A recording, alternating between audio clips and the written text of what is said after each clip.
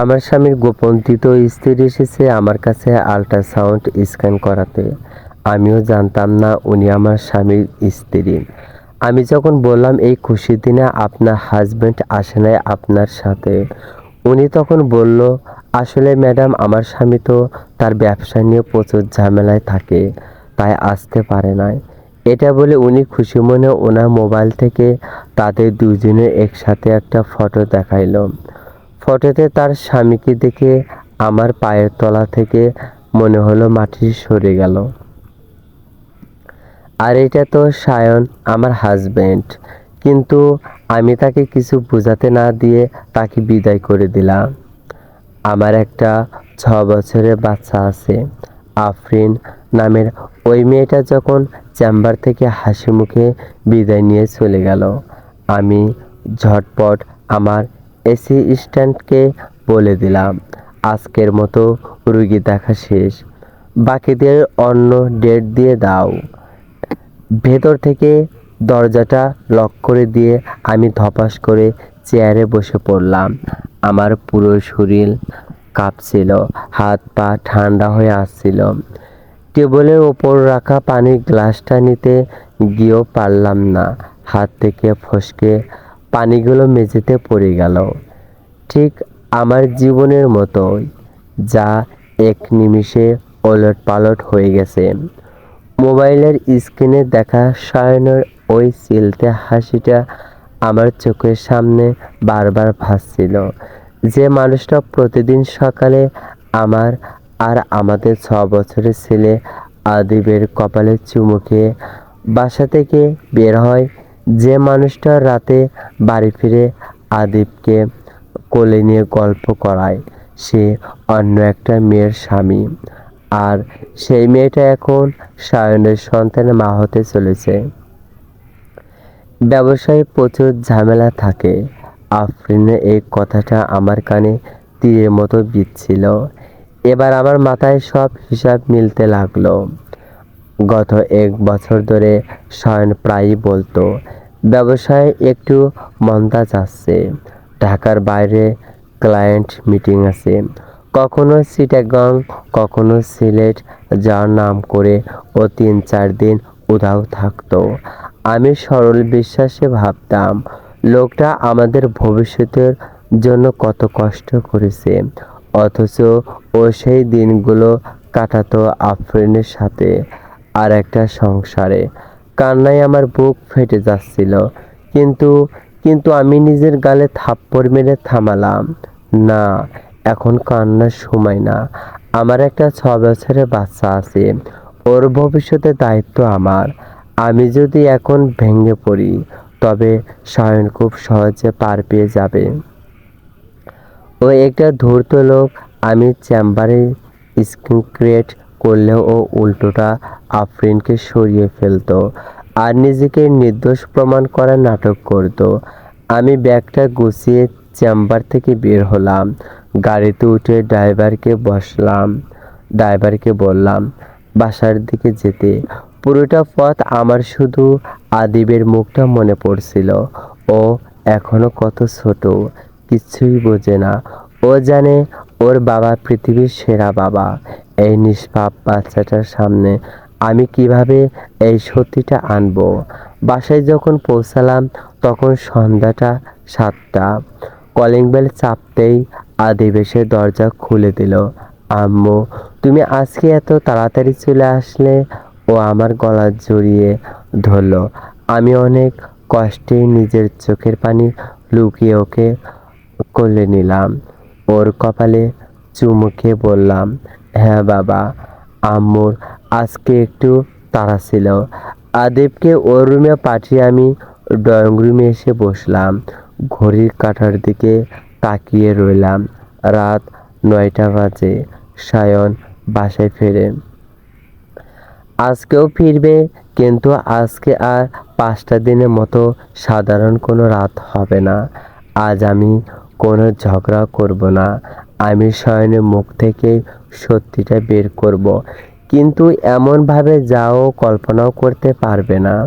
ঠিক রাত 9টা বেজে 10 মিনিটে দরজার লক খোলার শব্দ হলো। সায়ন ভেতরে ঢুকলো, হাতে মিষ্টির প্যাকেট, মুখে সেই চিরচেনা ক্লান্ত অথচ মায়াবী হাসি। ওর দিকে তাকিয়ে আমার ভেতরে ঘৃণাটা দাউ দাউ করে জ্বলে উঠল। কিন্তু আমি মুখে একটা স্বাভাবিক হাসি টেনে বললাম, আজকে এত খুশি কেন? মিষ্টি এনেছো যে? সায়ন জ্যাকেটটা খুলতে খুলতে বলল, আরে বলো না, ব্যবসায় একটা বড় ডিল ফাইনাল হলো আজ। অনেক দিনের একটা ঝামেলা মিটল। আমি মনে মনে হাসলাম। ঝামেলা তো কেবল শুরু হলো। সায়নের মুখের বড় ডিল ফাইনাল হওয়ার কথাটা শুনে আমার বুকের ভেতরটা চূর্ণ বিচূর্ণ হয়ে যাচ্ছিল। কিন্তু আমি আমার ভেতরের ঝড়টাকে বাইরে প্রকাশ পেতে দিলাম না।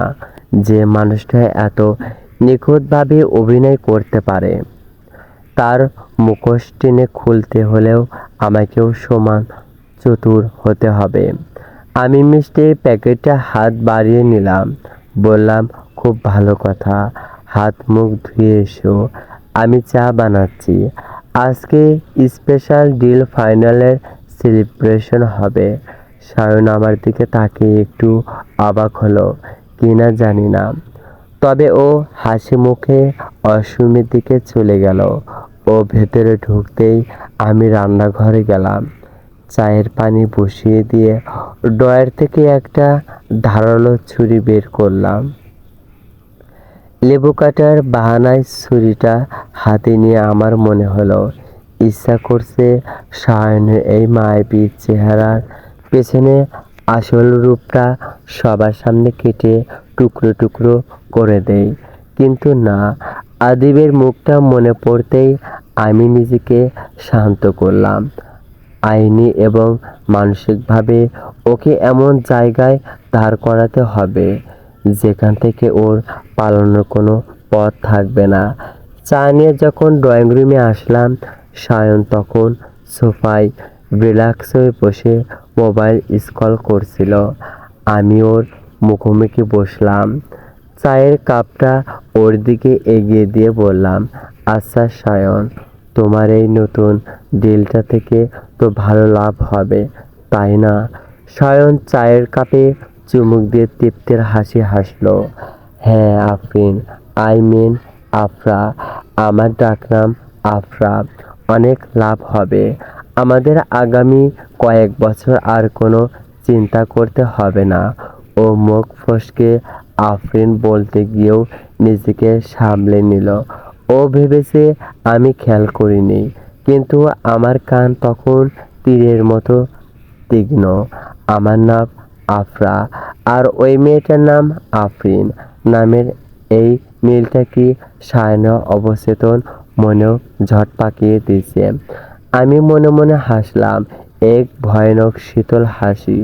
মুখে বললাম, বা মুখ খুব ভালো। তা সায়ন, তোমার এই নতুন ক্যালেন্ডার দেখতে কেমন? মানে পার্টনারশিপে যারা আছে তাদের ফ্যামিলি কেমন? কখনো তো আমাদের আলাপ করালে না। সায়ন একটু অবস্থিত বোধ করলো যেন। চায়ের কাপটা টেবিলে রেখে বলল, আরে ওরা একটু রক্ষণশীল টাইপের তো, ব্যবসার বাইরে ফ্যামিলি লাইফ জড়াতে চায় না। কেন বলো তো? হঠাৎ এই প্রশ্ন। না এমনি।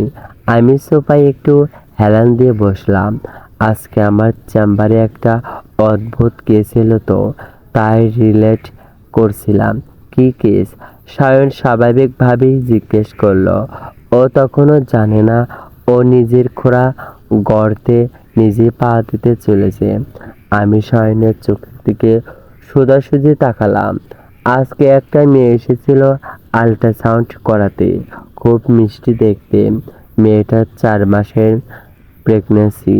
তো আমি তাকে জিজ্ঞেস করলাম, এই খুশির দিনে আপনার হাজব্যান্ড আসেনি কেন? মেয়েটা তখন খুব গর্ব করে বলল, তার নাকি স্বামী কাপড়ের বড় ব্যবসায়ী। ব্যবসায় প্রচুর ঝামেলা থাকে, চিটাগং সিলেট ট্যুর করতে হয়, তাই আসতে পারেনি। সায়নের হাতের চায়ের কাপটা হালকা কেঁপে উঠল। ওর কপালের কোণে এক ফোঁটা ঘাম জমতে শুরু করেছে। ও ঢোক গিলে বলল, ও আচ্ছা, তা আজকালকার যুগে কত রকম মানুষই তো থাকে। ও কথা শেষ হয়নি সায়ন। আমি গলাটা আরো একটু নরম, আরো একটু পরিষ্কার করলাম। মেয়েটা তখন খুব খুশি হয়ে তার মোবাইলে তার বরের সাথে একটা ছবি দেখালো আমাকে। বলল, ম্যাডাম দেখেন আমার স্বামীটা কত কেয়ারিং। ছবিটা দেখে আমার কি মনে হলো জানো? সায়ন এবার সোফায় সোজা হয়ে বসলো। ওর মুখে সেই ক্লান্ত মায়াবী হাসিটা এক নিমিষেই উধাও হয়ে গেছে। ও ফ্যাকাশে চোখে আমার দিকে তাকিয়ে রইল। কি মনে হলো? আমার মনে হলো দুনিয়াটা কত ছোট। আমি পকেট থেকে আমার মোবাইলটা বের করলাম। আফরিন যখন ছবিটা দেখাচ্ছিল, আমি তখন প্রেসক্রিপশন লেখার বাহানায় নিজের মোবাইলের ওদের ওই যুগল ছবি একটা স্ক্রিনশট নিয়েছিলাম। আমি মোবাইল স্ক্রিনটা অন করে সায়নের চোখের সামনে ধরলাম। আমার মনে হলো এই ছবিতে মেয়েটার পাশে দাঁড়িয়ে থাকা লোকটা হুবহু আমার স্বামী সায়নের মতো দেখতে, যার ডান গালে একটা ছোট তিল আছে, আর যে ঠিক এভাবেই জড়িয়ে ধরে হাসে। সায়নের হাত থেকে চায়ের কাপটা টেবিলের উপর রাখার সময় একটু চা ছিটকে পড়ল। ওর ফর্সা মুখটা মুহূর্তেই ফ্যাকাশে হয়ে গেল। ও জোর করে একটা শুকনো হাসার চেষ্টা করে বলল, কি যে বলো না অনন্যা, পৃথিবীতে একই রকম দেখতে তো কত মানুষই থাকে। অনেক ছেলে গালে ছোট তিল থাকে। তা ঠিক বলেছ। আমি উঠে দাঁড়ালাম। ওর কাঁধে হাত রেখে আলতো করে চাপ দিয়ে বললাম, একই রকম দেখতে মানুষ হতেই পারে, তবে মেয়েটার নাম ছিল আফরিন সুলতানা। নামটা কেমন চেনা চেনা লাগে না সায়ন? সায়ন আর কোনো কথা বলতে পারল না।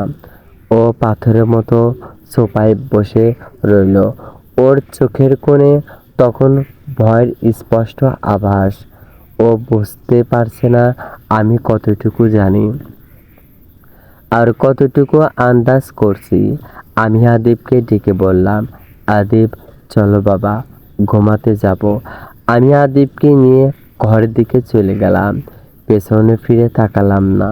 কিন্তু আমি জানি আজকের রাতটা সায়নের জীবনের সবচেয়ে দীর্ঘ আর যন্ত্রণাদায়ক রাত হতে চলেছে। ও সারা রাত ছটফট করবে এই ভেবে যে ও আসল রূপ আমার সামনে প্রকাশ পেয়ে গেছে কিনা। খেলা তো মাত্র শুরু হলো সায়ন। তুমি যেভাবে আমার হাসি খুশি সংসারটাকে দুটো টুকরো করেছো, আমি তার হিসাব করাই গন্ডায় বুঝে নেব। আদিবকে ঘুম পাড়িয়ে যখন নিজের ঘরে ফিরলাম, তখন ঘড়িতে রাত 11টা। সায়ন বিছানায় শুয়ে আছে, কিন্তু ওর চোখ খোলা। সিলিং ফ্যানের দিকে তাকিয়ে ও কি যেন ভাবছে। আমি ঘরে ঢুকতেই ও একটু চমকে উঠল। তারপর নিজেকে সামনে নিয়ে চট করে একটা স্বাভাবিক হাসি ফুটিয়ে তোলার চেষ্টা করলো। আদিব ঘুমিয়েছে? আফরা? ওর গলায় স্পষ্ট একটা জড়তা, যেন নিজের অবচেতনের অপরাধবোধটাকে ঢাকতে চাইছে। হ্যাঁ, ও তো ঘুমালেই বাঁচি। সারাদিন যে কি পরিমাণ দুষ্টামি করে। আমি খুব স্বাভাবিকভাবে আলমারি থেকে নাইট ড্রেস বের করতে করতে বললাম, আয়নায় সায়নের প্রতিবিম্বটা দেখছিলাম। ও আরো চোখে আমার দিকে তাকাচ্ছে। ও এখনো নিশ্চিত হতে পারছে না আমি সত্যিই সব কিছু ধরে ফেলেছি, নাকি কেবলই একটা কাকতালীয় ঘটনা নিয়ে ঠাট্টা করছি। আমি ওয়াশরুম থেকে চেঞ্জ করে এসে বিছানায় এক পাশে শুয়ে পড়লাম। সায়ন একটু স্তব্ধ করে আমার দিকে এগিয়ে এলো। আমার কাঁধে হাত রেখে খুব চেনা একটা মায়াবী গলায় বলল, আজকে চেম্বারে ওই কেসটার কথা বলছিল না? আসলে ভাবছিলাম দুনিয়ায় কত রকম অদ্ভুত মানুষ থাকে, চেহারার মিল থাকলে কি আর এক মানুষ হয়? তুমি মিশিমিশি ওসব নিয়ে মাথা ঘামিও না। জানো, ওর হাতের স্পর্শে আমার পুরো শরীর ঘৃণায় রি করে উঠল। ইচ্ছা করছিল ওর হাতটা ঝটকা মেরে সরিয়ে দেয়, কিন্তু কিন্তু আমি মনে মনে হাসলাম। সায়ন ধরে নিয়েছে আমি এখনো অন্ধকারে আছি। ও ভাবছে আফরিনের নামের মিল আর চেহারা লেমটাকে ও একটা কাকতালীয় দুর্ঘটনা বলে পার পেয়ে যাবে। ও দুই নৌকায় পা দিয়ে চলতে চাইছে। এদিকে আমার মতো প্রতিষ্ঠিত ডাক্তার স্ত্রী আর ফুটফুটে সন্তান, ওদিকে আফরিনের মতো সরল অল্প বয়সী নতুন একটা মেয়ে। ও কোনো পক্ষেই হারাতে চায় না। আমি একটা দীর্ঘশ্বাস ফেলে ওর দিকে তাকালাম, চোখে এক আকাশ সরলতা ফুটিয়ে বললাম, তা ঠিক বলেছে সায়ন। আমিও পরে ভাবলাম, আমি আসলে পাগলের মতো ভাবছিলাম, আমার সায়ন কি আর তেমন মানুষ? তুমি তো আমার আর আদিবের জন্য দিনরাত এক করে খাটছো। I am sorry. আসলে আমি আজ চেম্বারে প্রচণ্ড টায়ার্ড ছিলাম, তো তাই উল্টো পাল্টা ভেবে ফেলেছি। আমার মুখে এই কথা শুনতে সায়নের পুরো শরীর যেন এক নিমেষে শিথিল হয়ে গেল। ওর বুকের ওপর থেকে যেন মস্ত বড় একটা পাথর নেমে গেল। ও এক গাল হেসে আমার কপালে একটা চুমু খেলো। পাগলি একটা, ঘুমাই এখন, অনেক ধকল গেছে আজ তোমার ওপর দিয়ে। ও পাশ পেরে নিশ্চিন্তে চোখ বন্ধ করলো। কিছুক্ষণের মধ্যে ওর নিয়মিত নিঃশ্বাসের শব্দ শোনা গেল। ও ঘুমিয়ে পড়েছে, কিন্তু আমার চোখে এক ফোঁটা ঘুম নেই।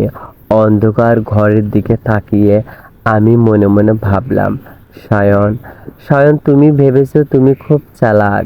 তুমি এই আফরাকে এখনো চেনোনি।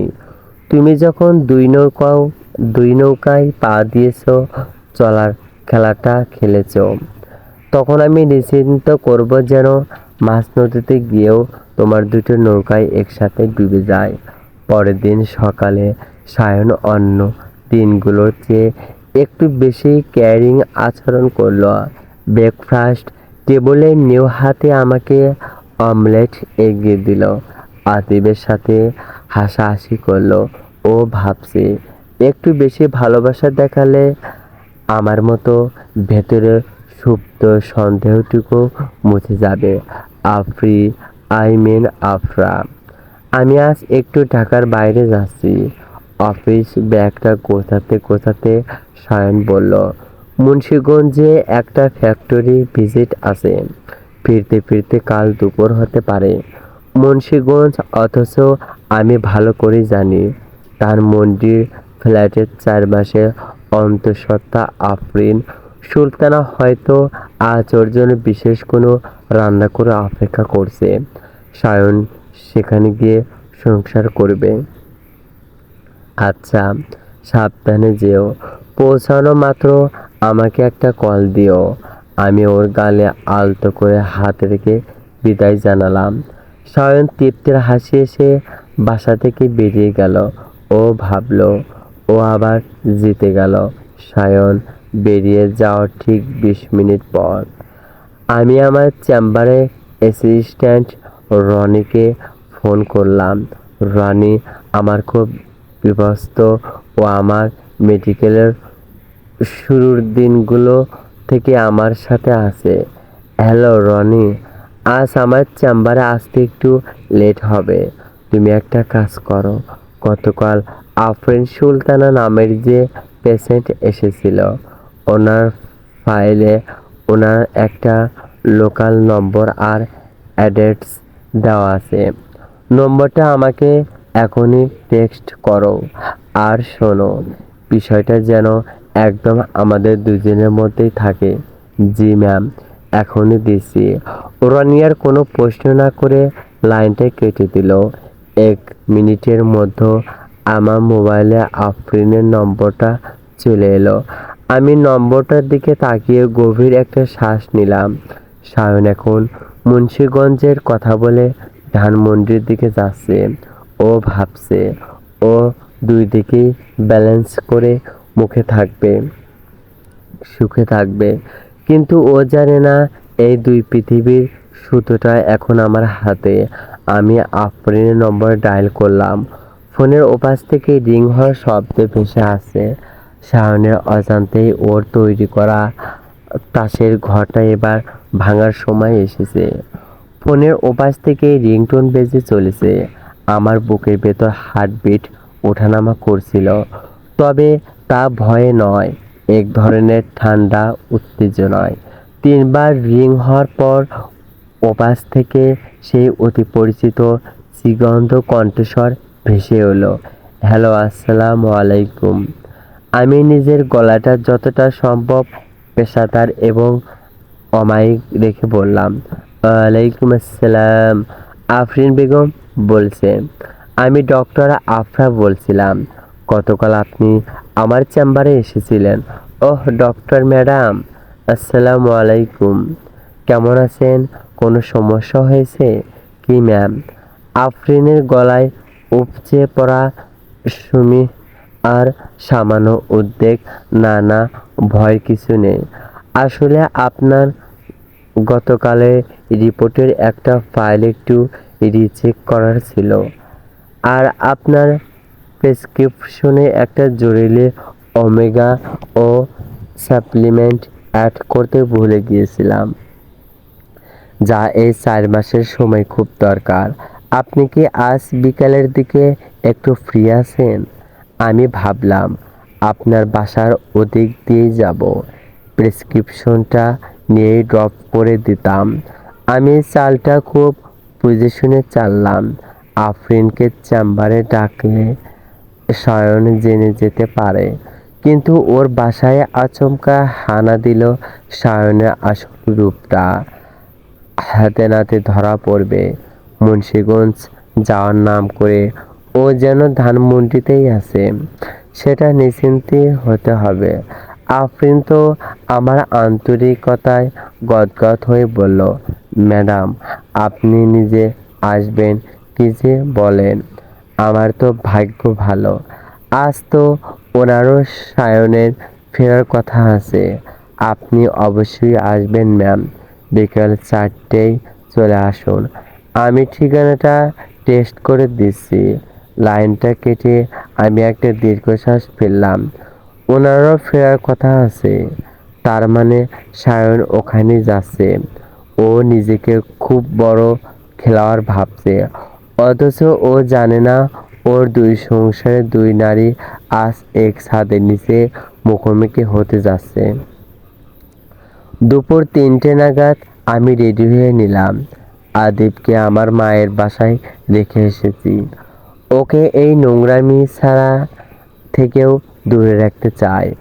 আয়নার সামনে দাঁড়িয়ে ভালোবাসার গয়নাগুলো, এই সস্তা প্রতীকগুলো দিয়ে সায়ন আমাকে 7 বছর ধরে বেঁধে রেখেছে, আর আড়ালে অন্য একটা মেয়েকেও ভালোবাসায় রাঙিয়ে দিয়েছে।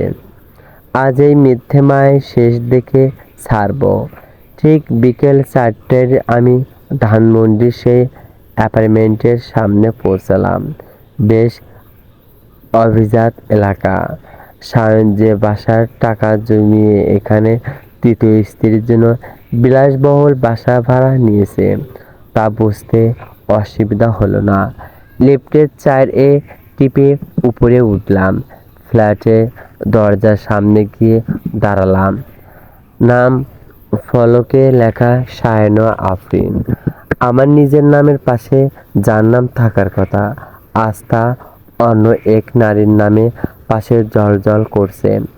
ভেতরে ঘৃণাটা আবার চারা দিয়ে উঠল, কিন্তু আমি নিজেকে শান্ত করে কলিং বেল চাপলাম। কয়েক সেকেন্ড পরই দরজা খুলে গেল। আফরিন একটা সুতি শাড়ি পরে মুখে চওড়া হাসি দিয়ে দাঁড়িয়ে আছে।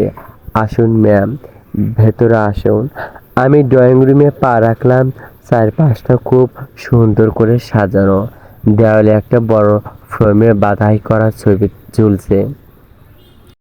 সায়ন আর আফরিন একে অপরকে জড়িয়ে ধরে হাসে। ছবির সায়নের গায়ে সেই চেনা নীল শার্ট। নিজের চোখ দিয়ে দেখার পর বুকের ভেতরটা যেন খা খা করে উঠল। ম্যাডাম বসুন, আমি আপনার জন্য একটি শরবত নিয়ে আসি। আফরিন কিচেনের দিকে যেতে চাইলো। আমি সোফায় বসতে বসতে বললাম, আফরিন, আপনার হাজবেন্ডের কথা বলেছিলেন না? উনি কি বাসায় এসেছেন? প্রজেক্টের কাজ শেষ। আফরিন কিচেন থেকে একটু উঁচু গলায় বলল, হ্যাঁ ম্যাম, উনি তো একটু আগেই আসলেন। ফ্রেশ হতে ওয়াশরুমে ঢুকেছেন। ওনাকে বলেছি আমাদের ডক্টর ম্যাডাম আসবেন। উনি খুব খুশি হলেন, তবে কেমন যেন হয়ে গেল। তারপর বললেন ফ্রেশ হয়ে আপনার সাথে দেখা করবেন। আমি সোফায় হেলান দিয়ে বসলাম। আমার ঠোঁটের কোণে তখন এক পিংসাসি হাসি। সায়ন মুন্সিগঞ্জের ভুয়ো গল্প ফাঁদে এখানে এসে আমার আরাম করছে। ও যখন ওয়াশরুম থেকে বের হয়ে ড্রয়িং রুমে আসবে, আর এখানে ওর ডাক্তার স্ত্রী আফরাকে বসে থাকতে দেখবে, তখন ওর মুখের অবস্থাটা কেমন হবে তা দেখার জন্য আমার তর সইছিল না। ঠিক তখনই ওয়াশরুমে দরজা খোলার শব্দ হলো। পায়ের চটি গলিয়ে চুল মুছতে মুছতে ড্রয়িং রুমে ঢুকলো সায়ন। মুখে সেই চিরচেনা হাসি নিয়ে বলল, কই আফরিন, তোমার ডক্টর ম্যাডাম কোথায়? কথাটা শেষ হলো না, সায়নের চোখ ডিরেক্ট আমার চোখের ওপর পড়ল। এক সেকেন্ডের মধ্যে সায়নের হাতে টয়লেটটা মেঝেতে পড়ে গেল। ওর চোখের মণি দুটো যেন কোটর থেকে বের হয়ে আসতে চাইল। ওর পুরো মুখটা এক মুহূর্তে কুচকুচে কালো হয়ে গেল, যেন ওর সামনে কোনো জ্যান্ত ভূত দাঁড়িয়ে আছে। আমি সোজা থেকে খুব শান্তভাবে উঠে দাঁড়ালাম। মুখে পৃথিবীর সবচেয়ে মিষ্টি হাসিটা ফুটিয়ে বললাম, হাই, আপনার স্ত্রীর খবর নিতে আসলাম। আপনার স্ত্রীর কাছে আপনার অনেক প্রশংসা শুনেছি। আপনার সায়ন একটা শব্দও উচ্চারণ করতে পারল না। ও কাঁপতে কাঁপতে সোফার হাত তলাটা চেপে ধরল। ও বুঝতে পেরেছে ওর দুই নৌকায় পা দিয়ে চলার খেলাটা আজ মাঝ নদীতে এসে ভেঙে চুরমার হয়ে গেছে। ড্রয়িং রুমে বাতাসটা তখন বরফের মতো জমে গেছে। সায়নের কপাল বেয়ে টপ টপ করে ঘাম ঝরছে, আর ও পাথরের মতো দাঁড়িয়ে কাঁপছে। ও হয়তো ভাবছিল আমি এখনই চিৎকার করব, ওর কলার চেপে ধরবো, কিংবা আফরিনের সামনে ওর আসল রূপটা ফাঁস করে দেব। কিন্তু আমি সায়নকে এত সহজে মুক্তি দেব না। মানসিক যন্ত্রণার যে নরকে আমি গত 24 ঘন্টা ধরে পড়ছি, ওকেও আমি সেই নরকে স্বাদ দেব, তবে বিষাক্ত কোনো উপায়ে নয়, একদম ধীর এবং সলিপ্য উপায়ে। আমি সোফা থেকে ব্যাগটা হাতে নিলাম। তারপর আফরিন আর সায়নের দিকে তাকিয়ে মুখে একটা মায়াবী মিষ্টি হাসি ফুটিয়ে তুললাম। আফরিনের দিকে তাকিয়ে অত্যন্ত আন্তরিক গলায় বললাম, আফরিন, এই যুগে এসে এত কেয়ারিংয়া ভালো একটা স্বামী পাওয়া সত্যি ভাগ্যের ব্যাপার। আপনার স্বামী আপনাকে কতটা ভালোবাসে তা ওনার চোখ থেকেই বোঝা যাচ্ছে। আপনাদের দুজনের জন্য আমার মন থেকে দোয়া রইল। আজকে আমি আসি, ভালো থাকবেন আপনারা। আফরিন আমার এই আইসক্রিম প্রশংসায় যেন আকাশের চাঁদ হাতে পেল। ও লাজুক হেসে বলল, অনেক ধন্যবাদ ম্যাম, ওনার মতো মানুষ সত্যি ভাগ্য করে পাওয়া যায়। আমি এবার দরজার দিকে পা বাড়ালাম। যাওয়ার সময় দরজার গোড়ায় দাঁড়িয়ে সায়নের দিকে সরাসরি তাকালাম। সায়নের চোখ দুটো তখন অপরাধবোধ আর তীব্র ভয়ে কুঁকড়ে গেছে। ও পলকহীন চোখে আমার দিকে তাকিয়ে আছে, যেন কোনো জীবন্ত বোমার সামনে দাঁড়িয়ে আছে, যা যে কোনো মুহূর্তেও ফেটে যেতে পারে। আমি সায়নের চোখের দিকে তাকিয়ে শান্ত গলায় বললাম, আপনার বউয়ের বেশি বেশি যত্ন নেবেন এখন। এই সময়েও একজন বিশ্বস্ত আর ভালোবাসার মানুষ প্রয়োজন একজন নারীর জীবনে। আপনার মতো স্বামী তো আর সবার কপালে জোটে না। ভালো থাকবেন। কথাটা শেষ করেই আমি ফ্ল্যাট থেকে বের হয়ে এলাম। লিফটের ভেতরে আয়নায় নিজের দিকে তাকালাম। আমার চোখ দুটো জ্বলজ্বল করছিল। সায়নকে আমি যে মানসিক টর্চারের মধ্যে রেখে এসেছি, ও এখন প্রতি সেকেন্ড মরবে। ও তখন ভাববে আফরা কি সত্যি কিছু বোঝেনি, নাকি ও সব কিছু জেনে বুঝেই এই নাটকটা করে গেল। গাড়িতে বসে আমি ড্রাইভারকে বললাম বাসার দিকে যেতে। সারাটা পথ আমি আদিবের কথা ভাবলাম।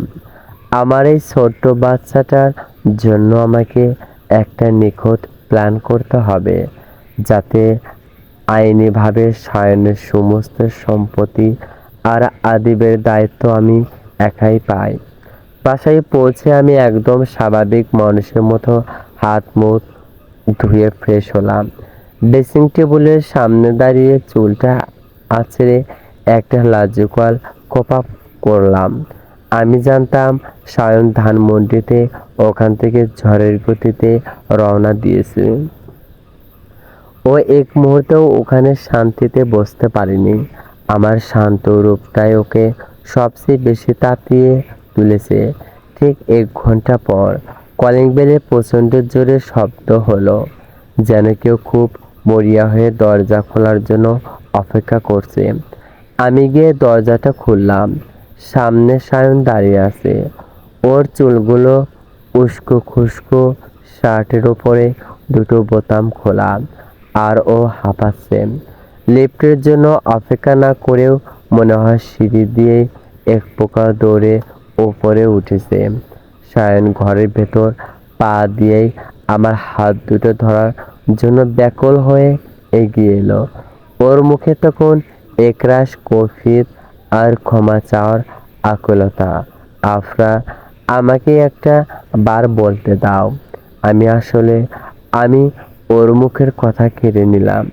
ওর হাত দুটো আলতো করে সরিয়ে দিয়ে মুখে একটা চওড়া স্বাভাবিক হাসি টেনে বললাম, আরে সায়ন, এত তাড়াতাড়ি তোমার মুন্সিগঞ্জের কাজ শেষ হলো? আমি তো ভাবলাম তুমি কাল দুপুরে ফিরবে। আমার এই অতি স্বাভাবিক প্রশ্নে সায়ন যেন মাঝ রাস্তায় ব্রেক কষা গাড়ির মতো থমকে গেল। ওর মুখ থেকে কোনো শব্দ বের হলো না। ও হাঁ করে আমার দিকে তাকিয়ে রইল, যেন ও বুঝতেই পারছে না যে এই আফরা আর ধানমন্ডির ফ্ল্যাটের সেই ডক্টর আফরা কি একই মানুষ, নাকি অন্য কেউ। খেলাটা এবার আমার ক্রোয়েটে সায়ন। তুমি যেভাবে চালবে আমি তার চেয়ে 10 ধাপ এগিয়ে খেলবো। সায়নের চোখের ভেতরে ভ্রমভান্তিক আর আতঙ্কটা আমি খুব স্পষ্ট দেখতে পাচ্ছিলাম। ওর মুখটা হাঁ করে কয়েক সেকেন্ড বোকার মতো দাঁড়িয়ে রইলাম। যে মানুষটা এতক্ষণ একটা জবরদস্ত মিথ্যা সাজিয়েছে, পা ধরে ক্ষমা চাওয়ার মানসিক প্রস্তুতি নিয়ে আমাদের ফ্ল্যাটের দরজায় এসেছিল, আমার এই অতি স্বাভাবিক প্রশ্ন তার সমস্ত আত্মবিশ্বাস ধূলিসাৎ করে দিয়েছে। কি হলো? এভাবে ভূত দেখার মতো দাঁড়িয়ে আছো কেন? ভেতরে এসো। আমি অত্যন্ত মায়াবী গলায় কথাগুলো বলে ড্রয়িং রুমের দিকে হেঁটে গেলাম। সায়ন যান্ত্রিকভাবে দরজাটা বন্ধ করে ভেতরে এলো। ও এখনো কাঁপছে। আমার পেছনে পেছনে এসে ও ধরা গলায় বলল, আফরা, তুমি আজ বিকেলে ধানমন্ডির ওই ফ্ল্যাটের কথা বলছো? আমি সোফায় বসে ওর দিকে তাকিয়ে একগাল হাসলাম। হ্যাঁ, আজ বিকেলে আমার এক পেশেন্টের বাসায় গিয়েছিলাম। ও মা গো, তিনি এর একটা জরুরি প্রেসক্রিপশন দিতে। মেয়েটার নাম আফরিন। মেয়েটা এত ভালো, এত সুইট। আর জানো সায়ন, সবচেয়ে আশ্চর্যের বিষয় হলো সায়নের বুকের ধকধকানি যেন আমি এই দূর থেকেও শুনতে পাচ্ছিলাম। ও শুকনো মুখে ঢোক গিলে বলল, কি আশ্চর্য! আরে, ওই মেয়ের জামের নামও সায়ন। আর ওনার চেহারাটাও না দূর থেকে দেখতে একদম তোমার মতো। আমি তো প্রথম দেখায় পুরো থতমত খেয়ে গিয়েছিলাম। পরে ভাবলাম, ইস, আমি কি বোকা!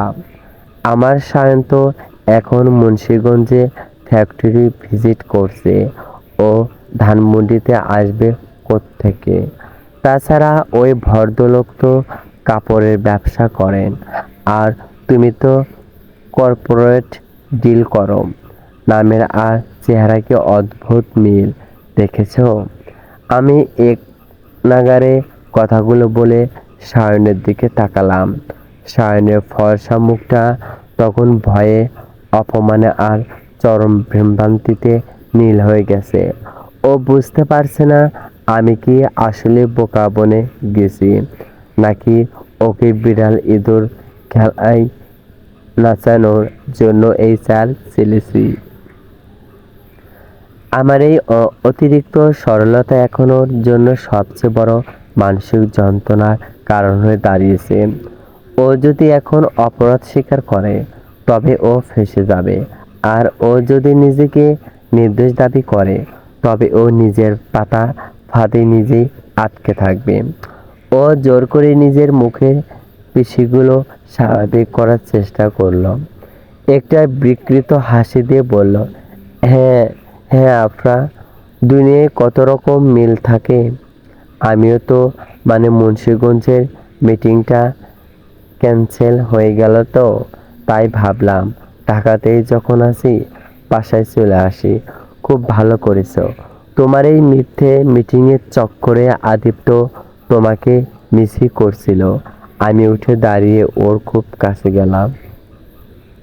ওর শার্টের কলারটা হাত দিয়ে ঠিক করে দিতে দিতে ফিসফিস করে বললাম, তবে মুন্সিগঞ্জ যাও আর যেখানে যাও সায়ন, নিজের শরীরের যত্ন নিও। আর কখনোই নিজের বিশ্বাসতা হারিও না। কারণ আমি কিন্তু বিশ্বাসঘাতকতার একদম সহ্য করতে পারি না। আমার গলার শেষ লাইনের ঠান্ডা সুরটা সায়নের মেরুদণ্ড বেয়ে একটা হিমশীতল স্রোত বয়ে দিল।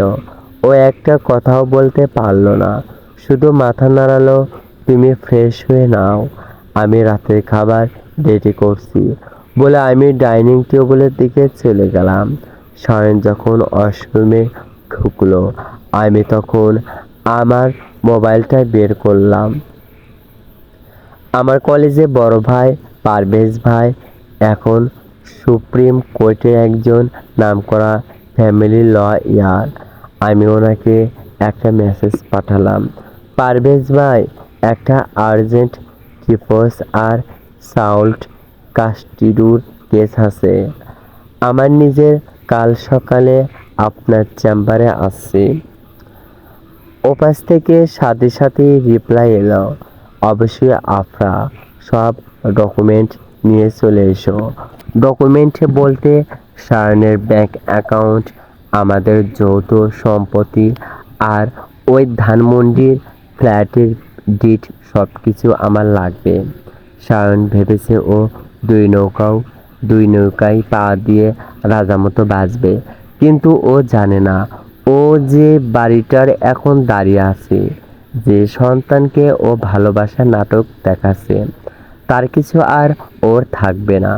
আমি ডাইনিং টেবিলে খাবার সাজাতে সাজাতে মনে মনে বললাম, সায়ন, তুমি আজ রাতে আফরিনকে ফোন করার সাহস পাবে না, কারণ তুমি ভয় পাচ্ছ। অভ্যাসে হয়তো আমি অত পেতে আছি।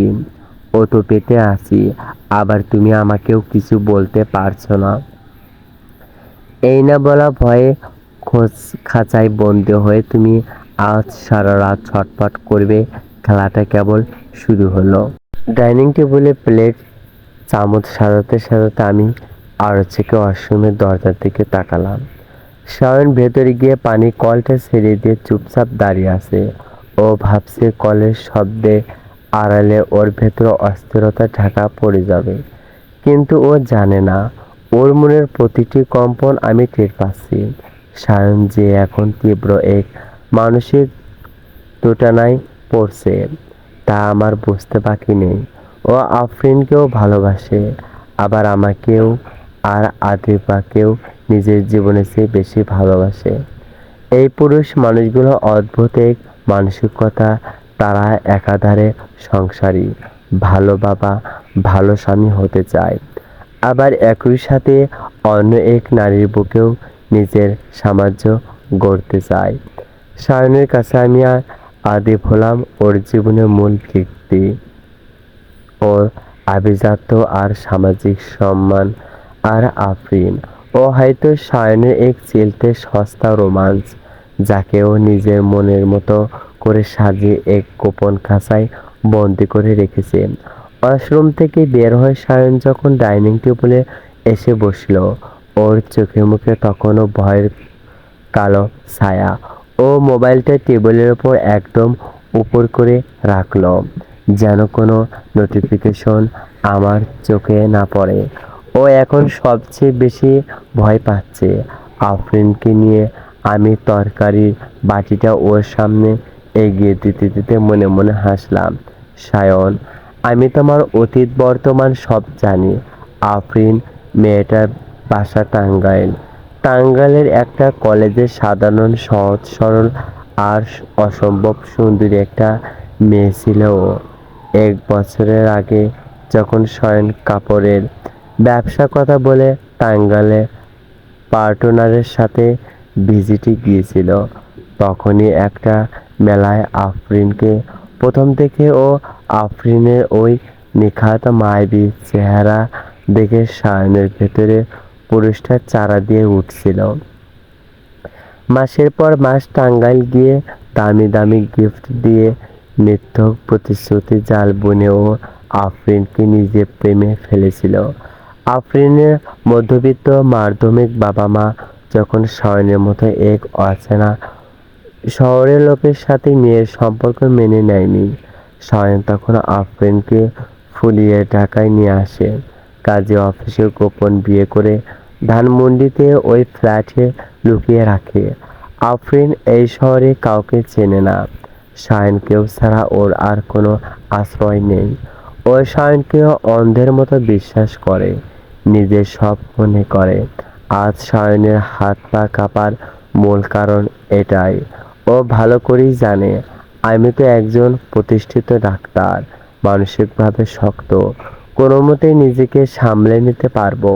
কিন্তু আফরিন, ও যদি জানতে পারে যে শায়ন আসলে বিবাহিত, ওর একটা 6 বছরের সন্তান আছে, আর ও যাকে নিজের একমাত্র আশ্রয় ভেবেছিল সে আসলে একটা আস্ত প্রতারক, তবে 4 মাসে অন্তঃসত্ত্বা মেয়েটা এই চরম সত্যটা সহ্য করতে পারবে না।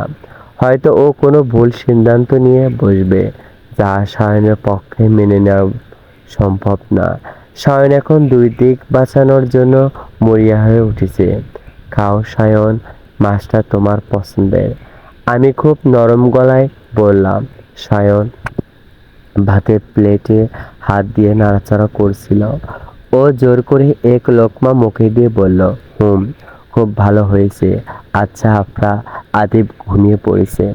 হ্যাঁ, ও তো আজ খুব ক্লান্ত ছিল। আচ্ছা শায়ন, একটা কথা জিজ্ঞেস করি? আমি ওর চোখের দিকে তাকালাম।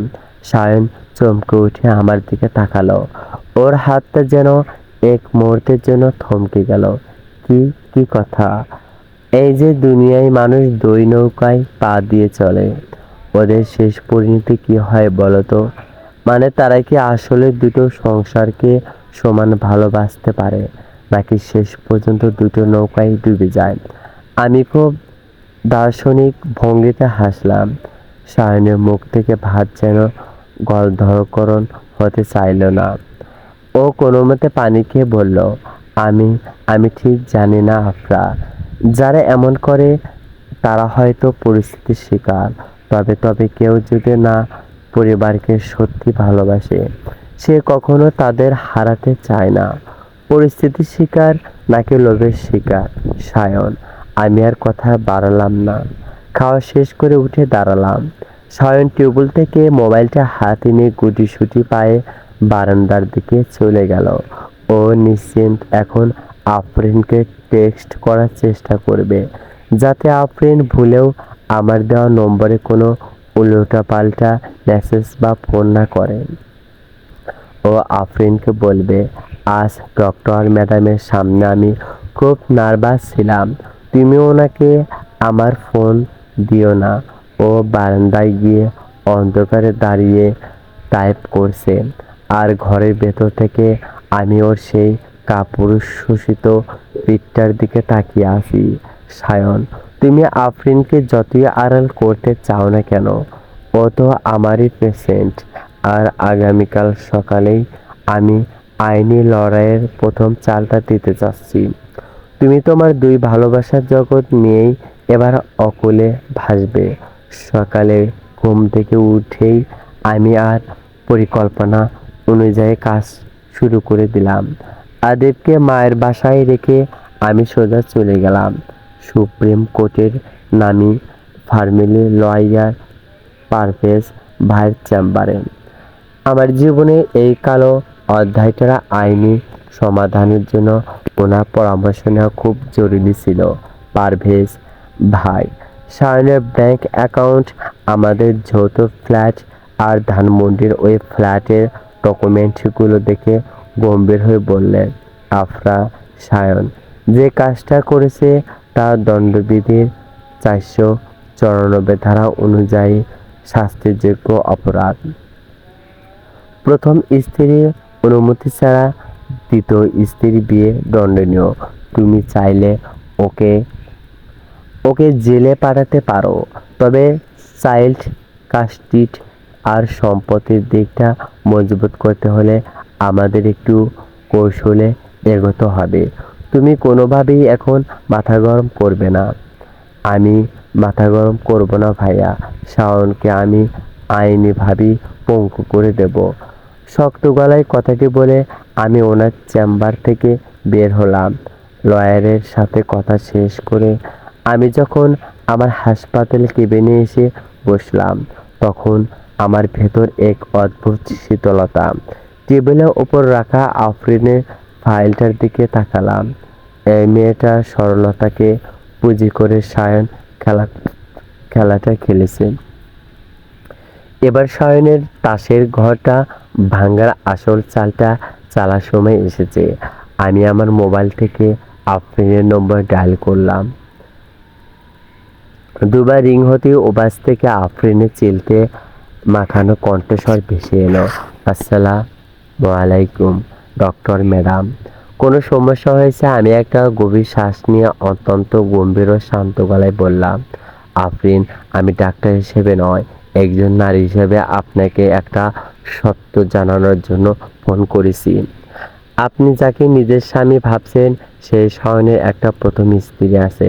শুধু তাই নয়, ওনাদের সংসারে একটা 6 বছরের সুন্দর সন্তানও আছে। শাওন আপনাকে ধোঁকা দিয়েছে। আমার কথা শুনে ওপাশ থেকে আফরিন যেন আকাশ থেকে পড়ল। ওর গলা কাঁপতে লাগলো।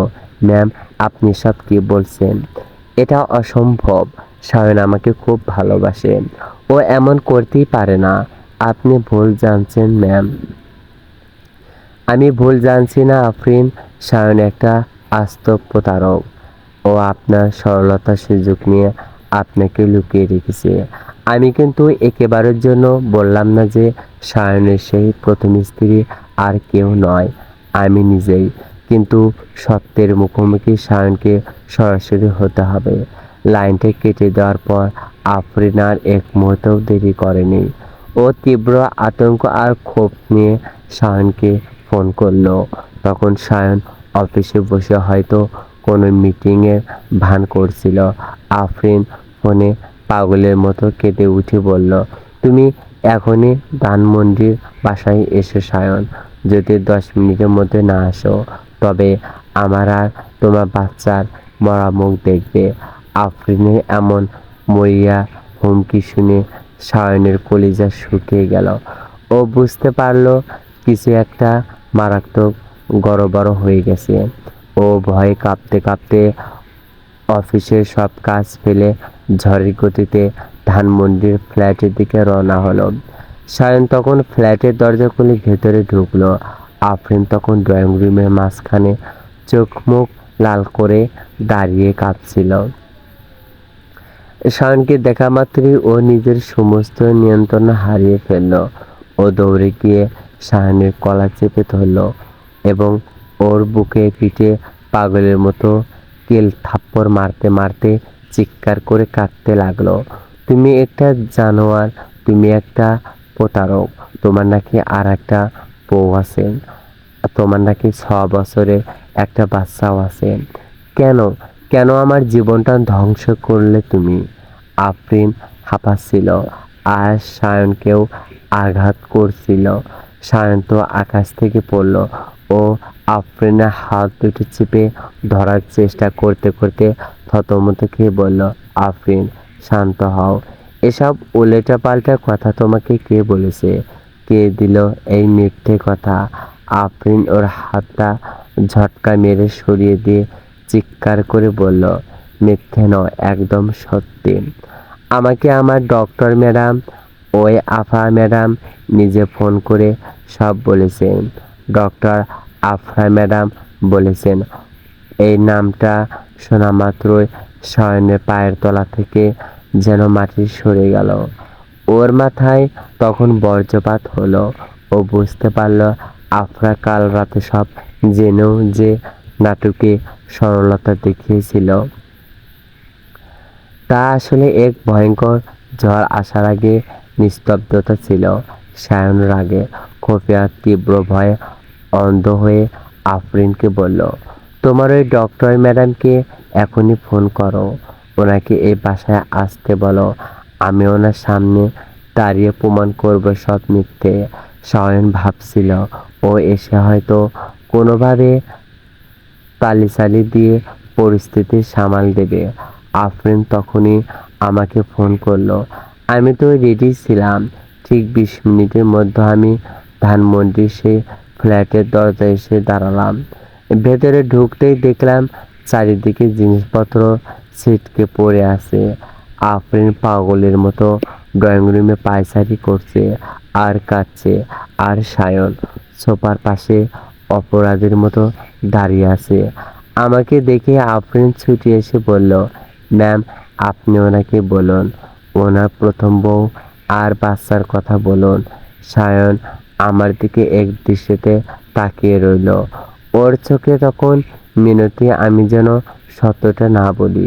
আমি সায়নের সেই ভীরু চোখের দিকে তাকালাম।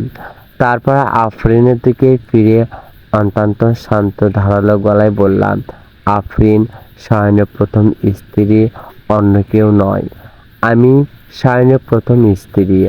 আর যে 6 বছরের বাচ্চার কথা বলেছি সে আমার আর সায়নেরই সন্তান। আমার এই একটা কথা যে জলজাত একটা বোমার মতো সেই ঘরে ফাটল। আফরিন স্তব্ধ হয়ে গেল। ও এক পলক আমার দিকে তাকালো, তারপর সায়নের দিকে তাকালো। ওর চোখের মনে দুটো যেন স্থির হয়ে গেল। ও এক পা পিছিয়ে গিয়ে এক বুক ভাঙা আর্তনাদ আর তীব্র ঘৃণায় চিৎকার করে উঠল, আপনারা আপনারা দুজনই আমাকে ঠকিয়েছেন। একজন ডাক্তার হয়ে আপনি আমার সাথে এই নাটক করলেন। আর তুমি তুমি তো একটা পিশাচ। কথাটা শেষ করেই আফরিন আর এক সেকেন্ডও দাঁড়ালো না। ও পাগলের মতো দৌড়ে গিয়ে ওর বেডরুমে ঢুকলো এবং ভেতরে লকটা দোমার করে আটকে দিল। আফরিন দরজা খোলো। সায়ন পাগলের মতো দরজায় ধাক্কা দিতে লাগলো। হঠাৎ ঘরের ভেতর থেকে একটা কাঁচ ভাঙার প্রচণ্ড শব্দ হলো। আমি ডাক্তার, আমার বুঝতে বাকি রইল না ভেতর কি ঘটতে চলেছে। আমি সায়নকে ধাক্কা দিয়ে বললাম, সায়ন, হা করে দাঁড়িয়ে থেকো না। ওর ড্রেসিং টেবিলে কাঁচ ভেঙে হাত কাটছে। দরজা ভাঙা দ্রুত। দরজা ভাঙো দ্রুত। শাওন ওর সমস্ত শক্তি দিয়ে দরজার পরপর কয়েকটা লাথি মারল। 4 নম্বর লাথিতে কাঠের দরজা লকটা ভেঙে ছিটকে গেল। আমরা ভেতরে ঢুকে আতঙ্কে উঠলাম। আফরিন মেঝেতে পড়ে আছে। ওর বাম হাতের কবজি দিয়ে ফিনকি দিয়ে রক্ত ছুটছে। ও কাঁচ দিয়ে নিজের হাত কেটে ফেলেছে। মেঝেটা মুহূর্তে রক্তে লাল হয়ে গেছে। আফরিন, সায়ন চিৎকার করে ওকে কোলে তুলে নিল। ও তখন কাঁপছে। আমার ভেতরে ডাক্তার সত্তা তখন জেগে উঠল। আমি ঝটপট বিছানার চাদরটা টেনে ছিঁড়ে আফরিন হাতটা শক্ত করে বাঁধলাম। রক্তপাত কিছুটা আটকানোর জন্য সায়নকে ধমক দিয়ে বললাম, কান্না থামিয়ে ওকে কোলে তোলো, দ্রুত হাসপাতালে নিয়ে যেতে হবে। 1 সেকেন্ড দেরি হলো মা আর বাচ্চা কাউকে বাঁচানো যাবে না। সায়ন আফরিনকে কোলে নিয়ে লিফটের দিকে ছুটল। আর আমি আফরিনের হাত চলমান যেন রক্ত না পড়ে। আইনি লড়াইয়ের মাঝে এক নতুন জীবন বাঁচানোর যুদ্ধে নেমে পড়লাম। প্লিজ চ্যানেলটি সাবস্ক্রাইব করবেন, ভিডিওটি শেয়ার করবেন। চ্যানেলটি সাবস্ক্রাইব করলে দ্রুত পরবর্তী পার্ট আপলোড করার চেষ্টা করব। অবশ্যই চ্যানেলটি সাবস্ক্রাইব করবেন, ভিডিওটি শেয়ার করবেন। চলবে। ধন্যবাদ সবাইকে।